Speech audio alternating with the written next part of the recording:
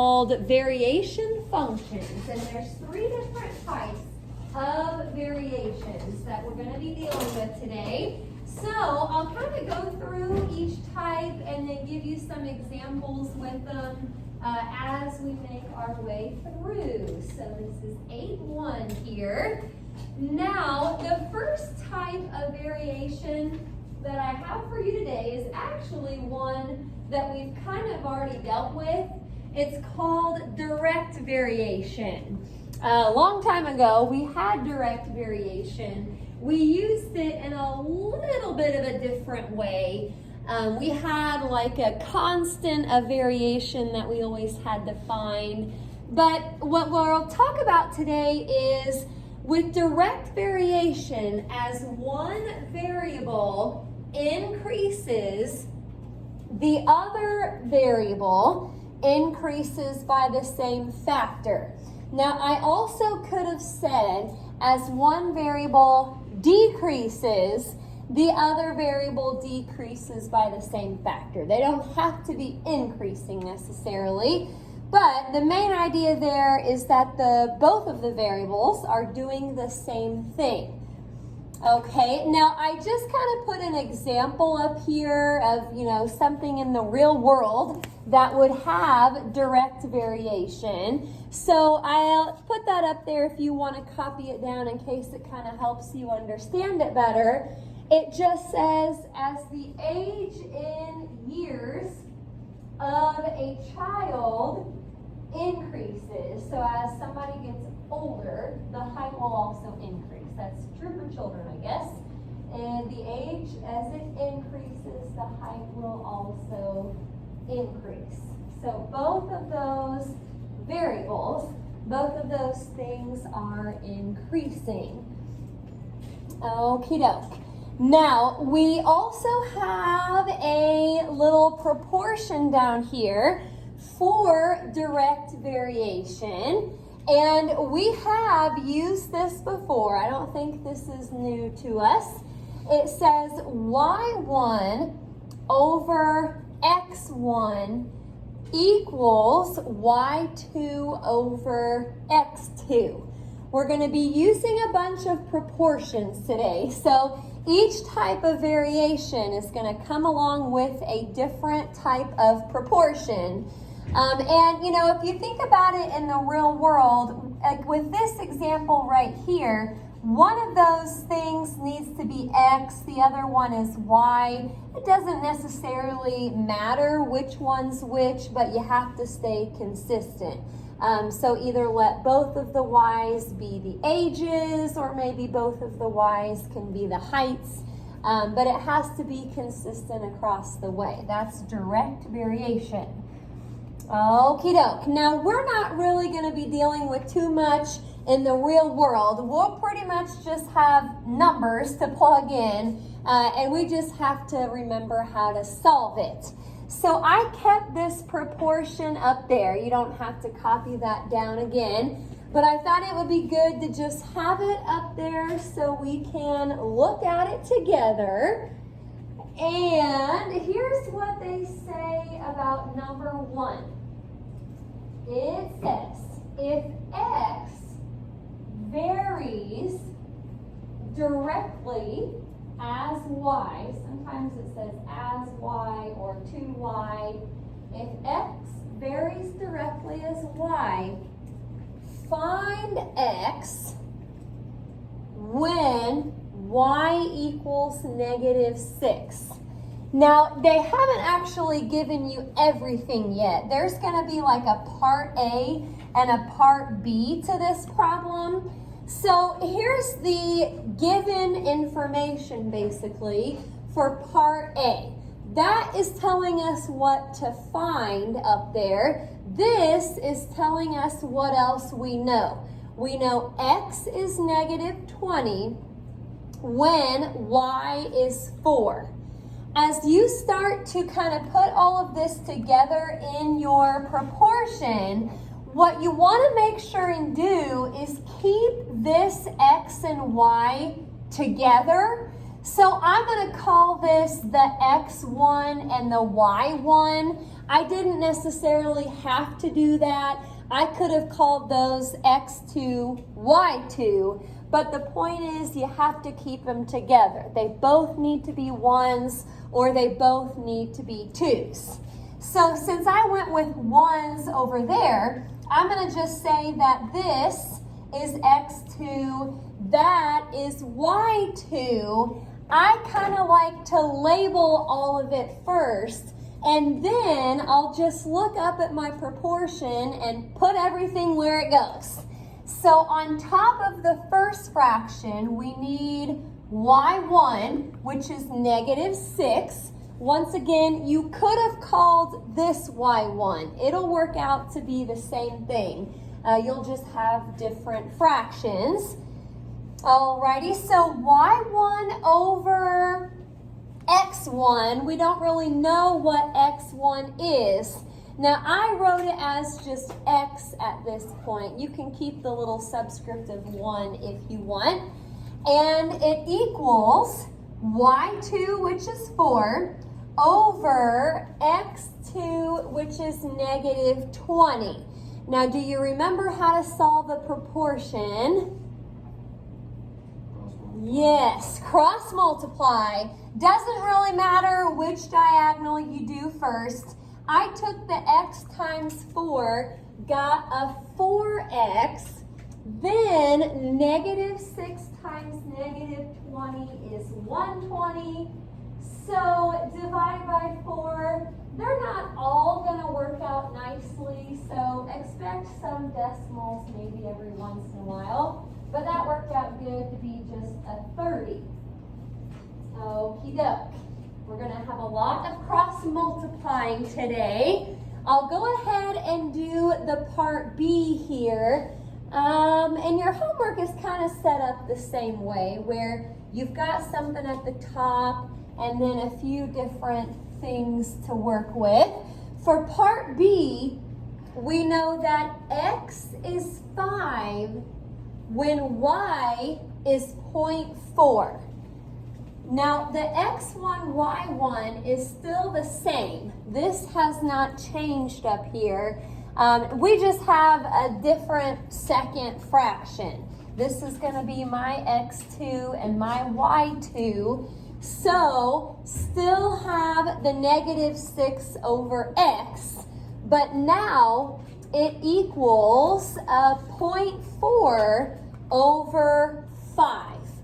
And here again, we're going to cross multiply.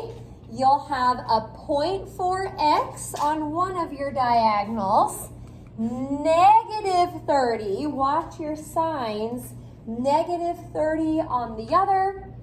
Well, by the time you divide by 0.4, again, they may not always work out nice, but that is a -75.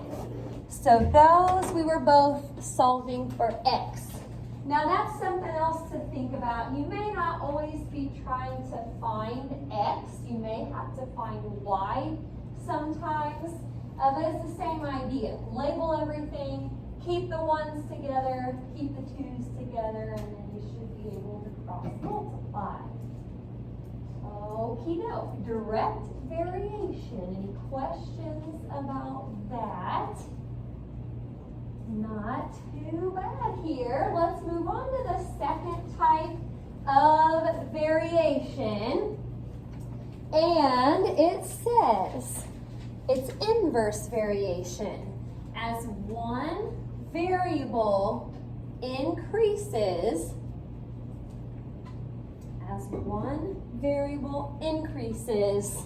the other variable decreases. So now, instead of the variables doing the same thing, they're doing opposite things. As one variable increases, the other variable decreases. Okie doke. Inverse. Now this is one that we haven't really learned about before, so this is kind of new here. If you want to think of it in the real world, let's say, for example, when you are traveling as your speed increases, now you should always stay below the speed limit, of course, but as your speed increases, the time it takes to arrive at your location decreases. Okay, gotta be safe. But still, if your speed increases, the time it takes to get there should obviously decrease. We could say that the other way. As your speed decreases, the time it takes to get there would increase. That's also inverse variation. It's just the variables are doing different things. Okie doke. Now, there is a proportion to go along with inverse variation. It looks a lot like our other proportion, but it's different. This time it says x1 over y2, oh boy, equals x2 over y1. x1 over y2 equals x2 over y1. Probably by the end of the week, maybe we'll have a little quiz over some of this stuff. And I'm just kind of thinking ahead about cheat sheets. It'd be a good idea to put the proportions on there. Because now that we're adding a couple to our list, it's kind of hard to remember which one's which.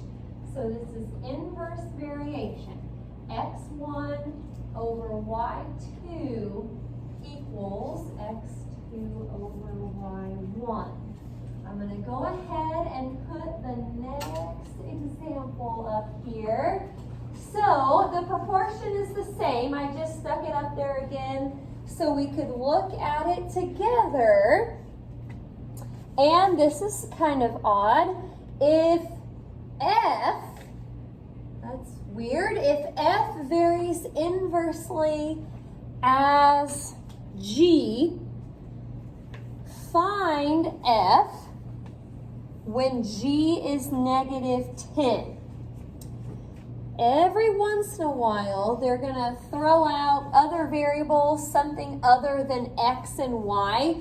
So think about the alphabet. F comes before G in the alphabet. So does X. X comes before Y. So the F is like the X here, and the G is like the Y. Think about the alphabet. Well, for part A, it says F, X, kind of, same thing, F equals 28 when G equals negative 2. If you wanted to think of this in terms of F and G, I guess it wouldn't hurt to kind of redo this. The F is the X again, so that would look like that. The G is kind of like the Y, so we could call that G2 and then G1. I kept it with X's and Y's. It's up to you how you want to do that. But I called that X1, that Y1. This would be X2, not really X, but F. And then G2 or Y2. Let's go ahead and put everything where it goes. X1 is first, that's just a little old F, all over G2 or Y2, however you're calling it. That would be a negative 2. And it equals X2, which for me is a 28. And then it's over Y1, which is negative 10. All right. Setting it up is sometimes the hardest part, just making sure you put everything where it goes. Now we just have to cross multiply. So negative 2 times 28 is negative 56. You can do whichever diagonal you want first. So if you had negative 10f equals negative 56, that works. Just divide it by negative 10 And that's not a decimal that goes on forever, so we'll just keep it as a 5.6. Okie dokie, I'll go ahead and put part B up there. Any questions so far? All right, well there it is. For part B, now we have that F is a 0.7 when G is negative 24. I've got the same x1, y1 up here. I'll call this x2 and then y2. Okie dokie, here goes nothing. You're gonna have an F on top still. Over, now it's a negative 24. And it equals the second F, or the second x, which is 0.7, all over the G1, or the x1, which is y1, I should say. That's a negative 10. Now, when you cross multiply here, let's see how this works. The negative 24 times 0.7, that is a negative 16.8. Negative 10 times F is negative 10F. So by the time you divide by negative 10, this is again a decimal that doesn't go on forever. It's a nice decimal, so we'll leave it like that. If we ever run into a decimal that does go on forever, we'll want to probably leave that as a fraction. Okie doke. Any questions about inverse variation? Now I've got one more type of variation to go over. When you get to your homework here in a little bit, you do kind of need to read the problems carefully. This in the problem will tell you which type of variation to use. If it says that it varies inversely, then use that proportion. It's inverse variation. If it varies directly, use the direct variation proportion. The last one here is called joint variation. This is another new one. Haven't really talked about it before. But basically, it's when a variable varies directly to two or more other quantities. When a variable varies directly to two or more other quantities. So it's a lot like direct variation, but instead of just having two variables, basically you've got three or more. For us, we're going to stick with just three, but it's when a variable varies directly to two or more other quantities. So either everything's increasing or everything's decreasing. That was direct variation. They're doing the same thing. Now again, I just kind of put an example of this, something in the real world that would have some joint variation. And I went with just the area of a triangle. If you forgot the formula, you don't really have to know the formula, but it's 1/2 base times height. So it says the area increases when the base and height measurements increase. So again, they're all doing the same thing, and it's with three or more quantities. For this example, we're talking area and then base and height. Okie doke. That example is increasing. You could also figure something out when everything is decreasing.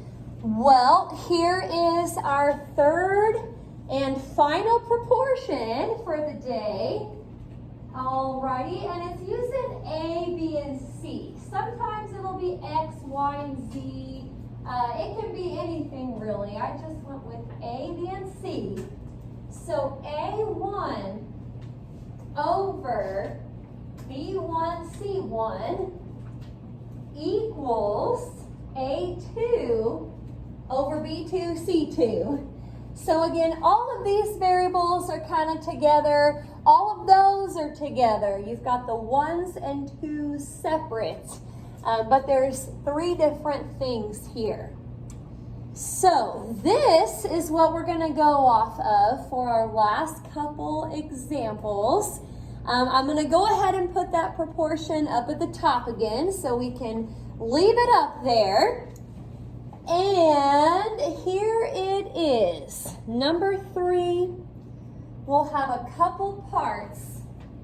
It says if A varies jointly, there it is, that means joint variation, as B and C. If A varies jointly as B and C, find A when B equals 8 and C equals 2. Find A when B equals 8 and C equals 2. So, for part A, they're going to have to give us 3 quantities up here. Part A says A equals 70 when B equals 10 and C equals 4. A equals 70 when B is 10 and C is 4. It doesn't matter which group you call the ones, which group you call the twos, but keep it consistent. If you start using a 1 right here, you need to use ones for the rest of those. And then down here, I'll call this A2, B2, and C2. All right, a little bit more to work with here since there's 3 variables, but this shouldn't be too bad. For the first fraction, A1, there you go, it's on top. I just left it as A, but you can keep the subscript there. And on bottom, you're supposed to multiply the B1 and the C1. Well, there they are, 8 times 2. I went ahead and made that a 16. You can leave it as 8 times 2 if you want, but it'll be 16. And it equals A2, that's a 70, over B2, C2. So 10 times 4, that's how I got the 40. Oh boy, cross multiply 16 times 70. Oh, my calculator died. That's no good. I'll look for another one. Here we go. That should be 1,120. Then A times 40. That's just 40A. So I'm going to take that 1,120 and divide it by 40. And that should be a 28. Again, it worked out nice, but we can't always bank on it working out nice. Let me know if you're getting back something different at your desk. Okie dokie. And then part B here. Assignment is going to be off of a worksheet, by the way. I'll get that passed out in just a second. But part B, A is negative 50, about said 50, but it's negative. Then also B is 2, C is negative 7. All right. Now the first fraction is going to be the same. You're still going to have A over 16. Second fraction, negative 50 on top.